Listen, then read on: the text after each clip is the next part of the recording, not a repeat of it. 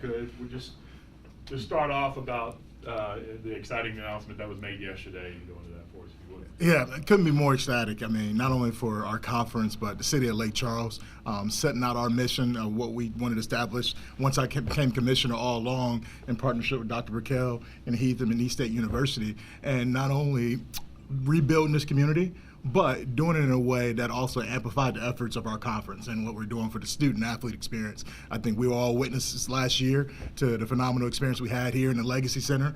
First-class facility was number one. Two, we wanted to create a destination, right? And you don't have to look any further than Lake Charles when you're in the Southland footprint. I think from Texas and Louisiana, we know this is a central location where you come to have a good time, not having the casinos, the weather, the boating activity, the water, and the food, and then the community, most importantly. And so really couldn't be more ecstatic about the community, how they embraced the conference last year. Now, we have to do better in the sense of going about and doing some marketing things that we'll get into later today and incorporating them more. But we definitely want to be develop this so that it is a central focus point. Come March, the March Madness starts here in Lake Charles for the Southland Conference. And Dr. Burckel, if you could kind of elaborate on that a little bit. You saw the release yesterday, the economic impact it has on the community and McNeese. Absolutely. The basketball tournament here has a great economic impact. It's good for our area, but also, kind of as good corporate citizens, let's face it, we had some great concessions thrown our way, negotiated our way after the storm and staying in the conference. And being a good corporate partner with the rest of our institutions, we feel it was good for us to give up some of those other championships and put them back into play with the rest of the conference. And having this as the concession with those makes all of this a very good deal for McNeese. And this was something that all the presidents met on. There wasn't a whole lot of discussion. We had this on the agenda. Everyone was in agreement that this was a good move for both the institutions and for the conference. So we're just excited about it and glad to have this done. Before I'm kind of tee this up for Heath, because to Dr. Burckel's point, it wasn't it's an idea that wasn't initially welcome. So from by the gentleman to the left, who's been a great partner, and ever since I've came into the league and elevating not only basketball but the conference. And so Heath asked me, is this what's best for the conference in regards to giving up the opportunities to host baseball and softball going forward? Because you can argue that was a great experience too, in the sense that we saw all of our membership come together and really celebrate it. Heck, Doc Branch hosting us over at the Frosty Factory and the things there, right, in the pre-games. We loved that. But in all seriousness, he really, debated it and really kicked it around, slept on it maybe a couple weeks before he ever really come back to the table and really discuss it. So very thankful for him and actually coming back and saying, hey, McNeese is willing to do whatever is best for the conference overall. And he talked about that. Obviously getting it extended through the 29 seasons is big for McNeese and for the community. Just talk about that process. Well, Chris kind of alluded to it. The process was, Chris, obviously, he came to me a few months ago and said, hey, we're actively recruiting other members, et cetera, and we want to try to, move this league forward. And you've helped move this league forward, and what do you think about this idea? And I said, there's no way I'm doing that. There's no way I'm giving up baseball and softball. So, a couple of the conversations and a cocktail or two maybe. But then we came up with this, and I think it's great. Look, at the end of the day, this community deserves it. Every decision that we've made it as a department and as a university, and I applaud Chris because he understands our position, is to enhance this community. Southwest Louisiana has been through a lot, and it's an unbelievable community. It's a special community. So for us to be able to bring $4 to $5 million for the next 6 years into this community, to be on linear ESPN 3 times a year from right here at the Legacy Center is something that you really can't put a price tag on. I am as happy as we are for our student athletes and for our conference. I'm happier for our community. The small business owners, the hotels, the restaurants, everyone is going to benefit from this agreement and the extension of this contract. We'll open it up for questions. Commissioner, for you, one of the things that stuck out to me from the press release yesterday, 43% of the attendees last year were not from Louisiana. What does that mean for the conference? Exactly what we said from the start. Lake Charles is the most central location and the heart of the Southland Conference, right? And looking at that, so some people might take that in perception outside looking in. Well, everything's going to McNeese. Everything. To Heath's point, it's a community play, right? And what we're doing, and we're providing access to our other university communities to a championship event that they haven't had in previous years. You had to really debate whether to take a flight for that or wait for your team to make March Madness and follow them there. Now you can get in the car in one gas tank and get back home that night, or take advantage of all the great stuff here in Lake Charles and providing that experience. So really, most importantly, that was a phenomenal stat once we did receive that, to see the engagement, from all across the footprint in our league. And I think it's only going to increase more. I know it's going to increase more. I mean, that was with zero to little marketing efforts overall from a conference standpoint. This year we're going to double down on that and make sure our reach is extended and bring more to this community. Dr. Burckel, same question for you. What does that mean for the Lake Charles community that of the almost half the attendees last year weren't from this state? Right. First, we have a first-class facility that our student athletes get to play in and have a game day experience in. And so bringing outsiders, right? You talk about importing visitors, and that's what brings economic development. We think they're coming to an overall experience, not just here at the basketball arena, but also in all the amenities and all of the opportunities they have to do things other than just attend a basketball game. So it's great for the community. It's good for McNeese and for Lake Charles.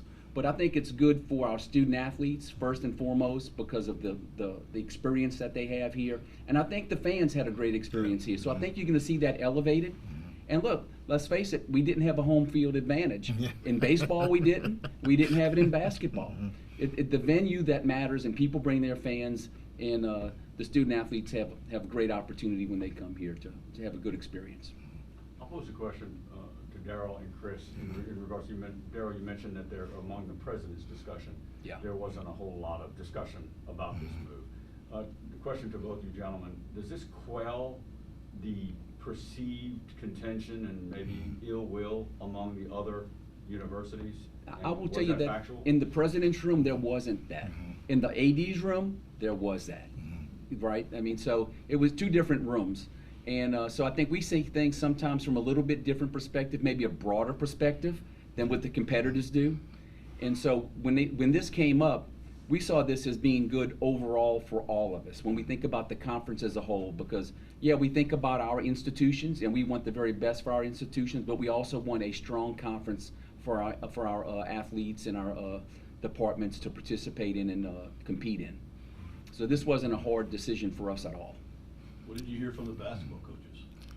So, of course, them being competitive in nature, right, and being paid to win games, there was concerns about the competitive disadvantages. But I think we were able to quiet a lot of that last year when we showed a lot of things, initiatives that we're doing to neutralize that, and that was the focal point from the court we brought in and doing that and neutralizing the colors and this perception as you're walking in to show, hey, this is everyone's home, and thankful that Heath and Dr. Burckel to open it up to the conferences. And so we've had other athletic directors, as quiet as they come in and visit and actually take the blueprint on of, hey, let me see the back of the house of the Legacy Center, because we actually want to build something like that on our campus. And so it's been a phenomenal response from that aspect of it. Now, of course, coming into it, you're going to look at all the stats and statistics to say a home team would perceptually have the advantage. But hey, as Coach Wade and Coach and Lynn knows, the ball has to go through the hoop, right? And you got to show up and play the game and see what happens.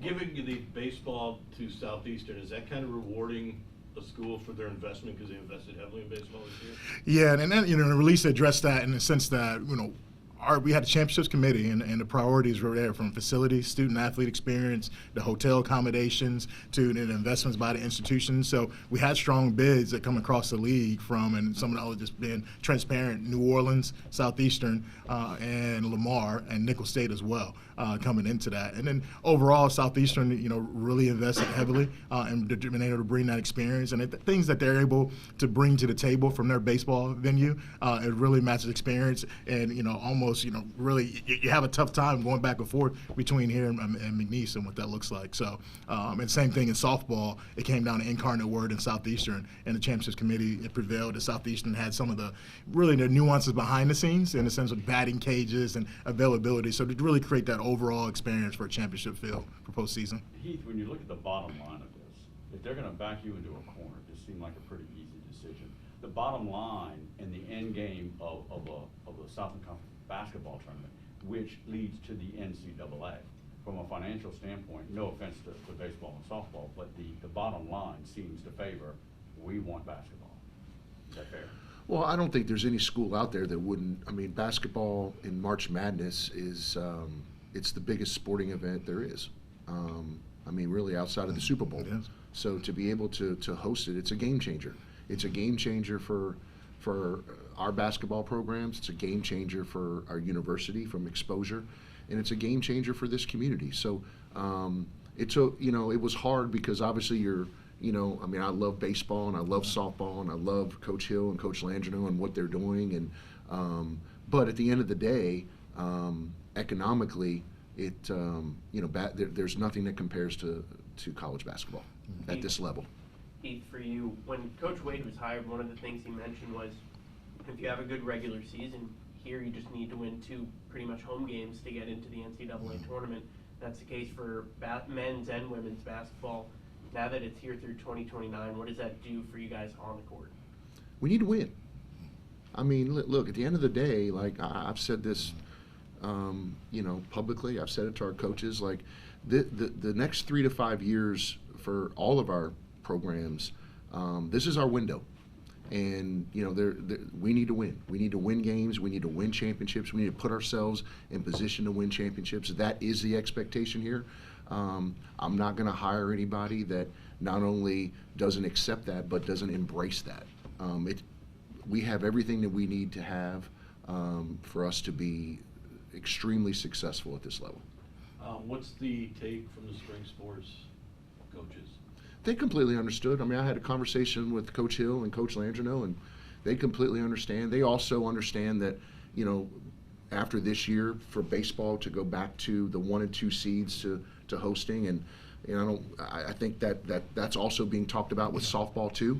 If they can ever we can figure that out a year from now. I think that makes our league unique. That's the one thing Chris and I had long conversations about, is to advance this league.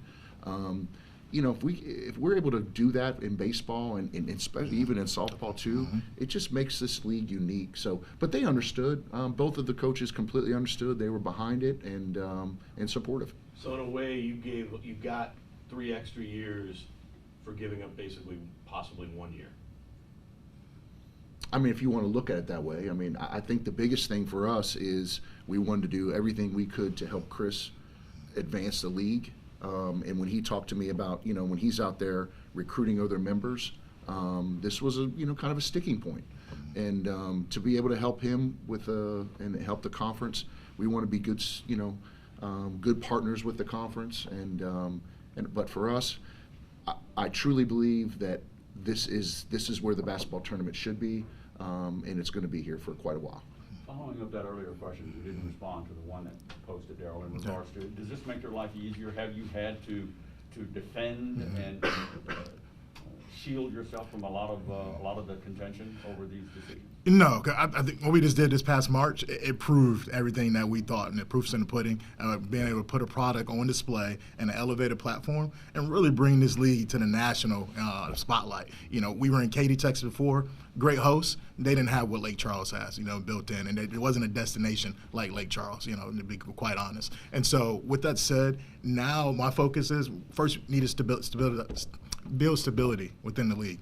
We've done that with the board, the athletic director room. Be able to make decisions like this, it's a lot of politics in play, and everyone needs to be heard throughout and ensure that the messaging is there, but that we're all on the same page moving forward. And yesterday, after the announcement came out again, it didn't rehash any old memories. Everyone was more so celebrating in their own right. And so now for us, we have to double down on that as a conference again, do our part not only here in the community, but in those other communities to get their fans here, to get the bands here, the cheer squad, whatever it may be, and really blow this event up and give the student athletes the experience they deserve and prepare them for postseason. Because ultimately, the end goal, we got to win games, right? That's revenue generation in March Madness. It's great to be a part of it, but look, we're not just participating. We're here to win, and we need to go deeper than what we had before. We can't just celebrate first four. Chris, does this help move the needle a little bit to possibly moving in 2025 the offices to Lake Charles? That's a great question. That's something we haven't really discussed. Look, and opportunities are there. As you know, our lease is up in 2025 and doing that. We definitely, this is probably my second trip here in the last 3-4 weeks. I think, everyone can attest that they see a lot more of me than in our conference and our team than they have in the past here in Lake Charles. And that goes for all of our communities. So, look, being the central location, I am aware of that. We have a lot of things that are anchored here already. So more than anything, you're going to see me more, whether you like it or not, Joe. Daryl, this clearly really stamps the Legacy Center as the premier basketball arena in the league. Does that, in your mind, also validate and help validate the overall investment decision to build this? Oh, absolutely. Oh, yeah, absolutely. I think we have the best facility in the state, to tell you the truth. And I think it gives look, if we can put 4,000 people in that facility for tournaments, the student athlete experience, no matter whose fans they are, is raised and embraced, right? I mean, whether you're playing in front of 4,000 McNeese home fans or just 4,000 fans is a great experience. And the investment in this facility has done wonders for our institution, for our city, and I think it's a very important place for the conference that we have to offer this. Yep. Commissioner Grant, when we talked after both tournaments in March, one thing you said you guys learned was the marketing, and you mentioned it here, but what are some of the other things you learned from this past year that you can hopefully apply next year and in future years? I think, we talk about the marketing, of course, our ticket sales, getting ahead of that, and you'll see something here in October, I think, and kind of even going on in community engagement, but more so, as we talk about neutralizing the event some, as best as possible, is bringing our head coaches in, bringing our featured student athletes here. So I'm going to say today, probably before it gets done, you will see Basketball Media Day take place in Southwest Louisiana. Notice I didn't put a city on that yet. Southwest Louisiana, though, it will be here in October and with an announcement forthcoming here soon. So it's opportunities like that we need to take more advantage of now that we have this in place. And we talked about the stability of it and what this does for our conference office. We now have clarity, right? And through 2029, we're not out trying to find a different venue. We're not out trying to, just do other things that don't go day-to-day conference office work, that we can really focus and make this home for our basketball tournament and really celebrate our other events that we need to bring to the table. And really strategize more from truly a revenue-generating standpoint for basketball and how we can generate more dollars for our conference through our great efforts from the student athletes and coaches. Chris, clearly one of the main issues and obstacles this league has right now is expansion. Where are you on that? You mentioned it earlier. Where are you? What's the timetable? Who are you talking to? How public? How much you can disclose? Yeah, look, continue to be super aggressive, right? And so sometimes Dr. Burckel is kind of throwing the cane, like, come back a little bit, right? Because I'm going out far and it's casting a wet net wide. So we know what's out there. And so daily conversations, we have a consultant on that end too. And it's a lot of me having a lot of back of house conversations you can't make public at this time. But, more importantly, we're focused on this region, right? The one thing that we can sell as a conference to others, and we're seeing what's happening at the Power 4 level now. Me having come from one of the conferences that did exist at that time, and wish them the best. But for us, it's celebrating and doing what makes sense here in this region.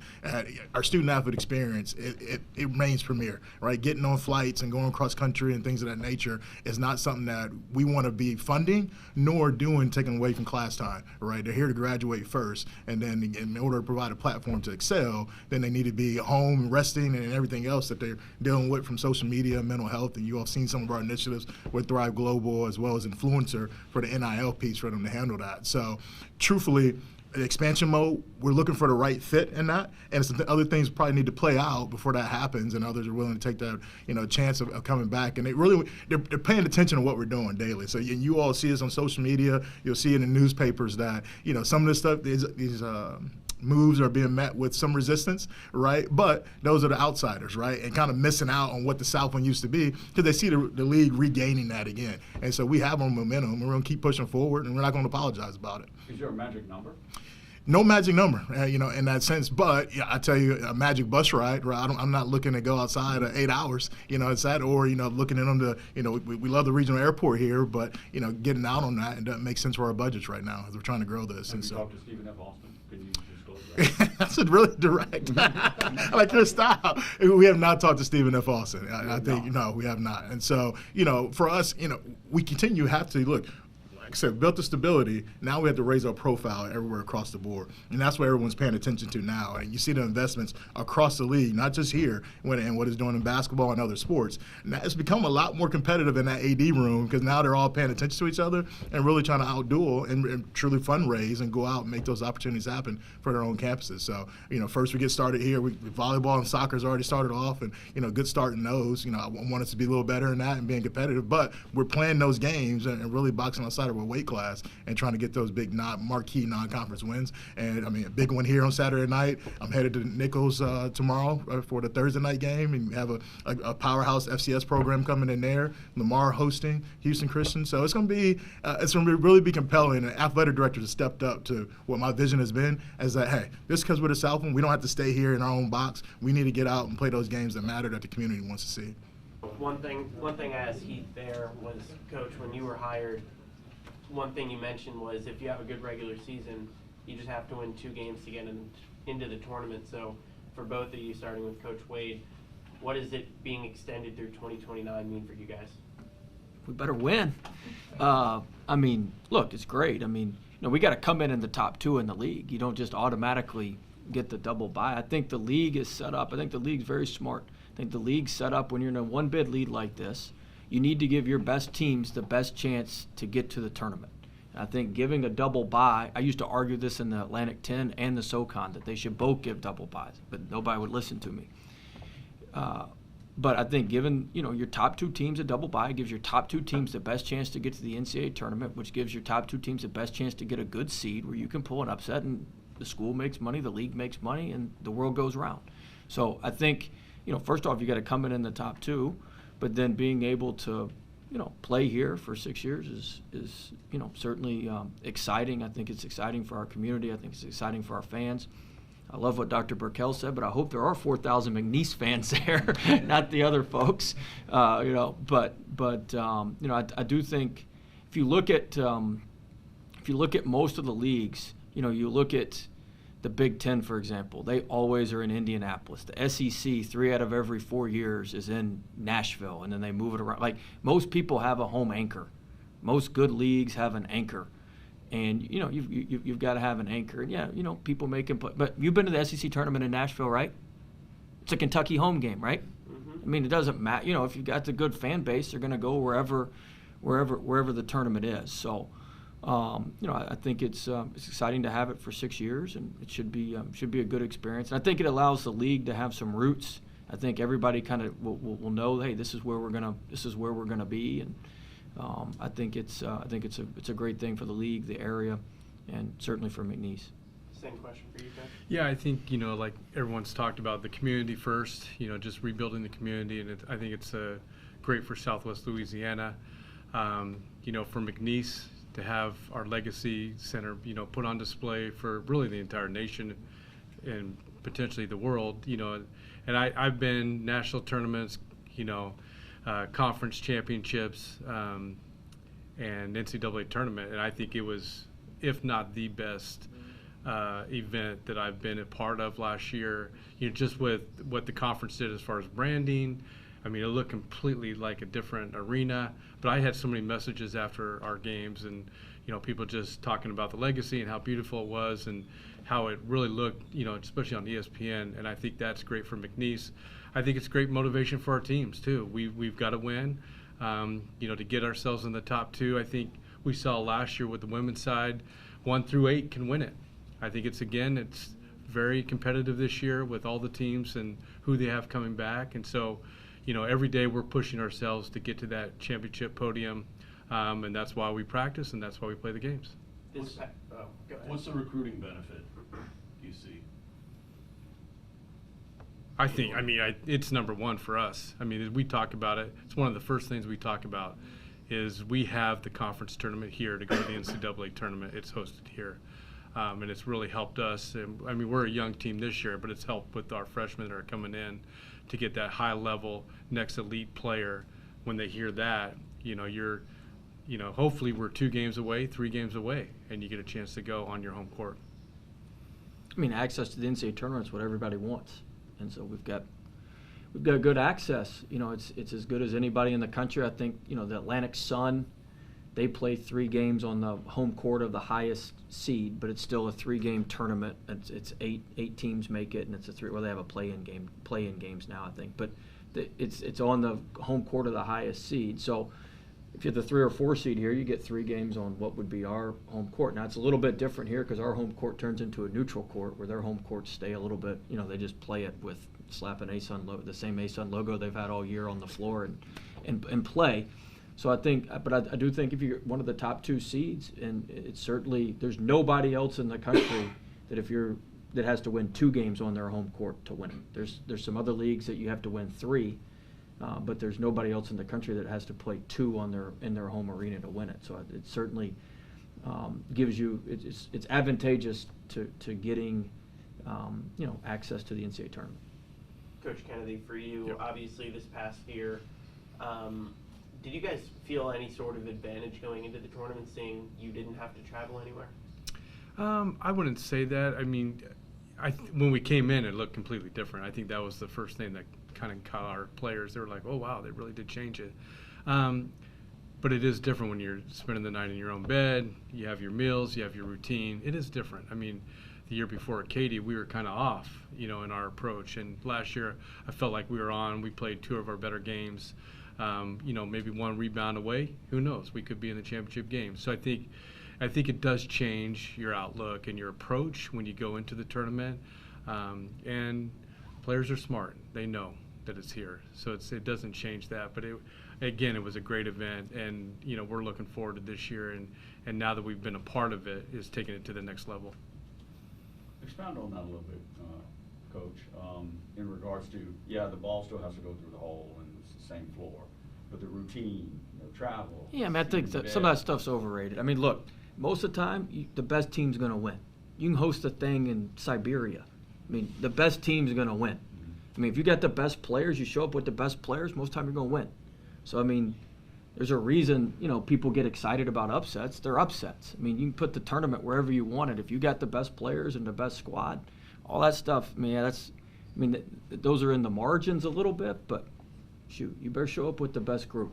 And if you show up with the best group, doesn't matter where the tournament is, you got a good chance to win it. I mean, every team I've been a part of has made a championship and done all that. We've been very, very good. I mean, so. Coach, you dealt with it last year. This is Will's first year, but you dealt with it with the media buzz, if you will, especially when you got in the conference that, hey, you got to get on the stick here. The tournament's here. The tournament, you have to make the tournament. Did that add anything stress to your life in regards to, yes, it's great having it here, but? No, I mean, we approach every day the same, and for us, it was just, looking at that next game, winning that next game, and that's what we did approaching the tournament too. We were looking at 1 game at a time, and we knew if we got to that championship game, we'd win. So I think that's how we approach it.